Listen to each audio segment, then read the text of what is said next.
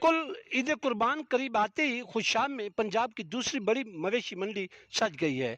मवेशी मंडी में खुशाब, सरगोदा, मियांवाली और बक्खर समेत पंजाब के दीगर इलाकों से आने वाले खरीदारों का रश भी बढ़ने लगा है, जबकि जानवरों के रेट आसमान से बातें करने लगे हैं। मवेशी मंडी में हर रंग व नस्ल के खूबसूरत जानवर लाए जा रहे हैं। व्यापारी और गाहक मवेशी मंडी में महंगाई का भी गिला करते नजर आते हैं। सुन्नत इब्राहिमी अदा करने के लिए मवेशी मंडी में रोज अफजू गाहकों का रश बढ़ने लगा है।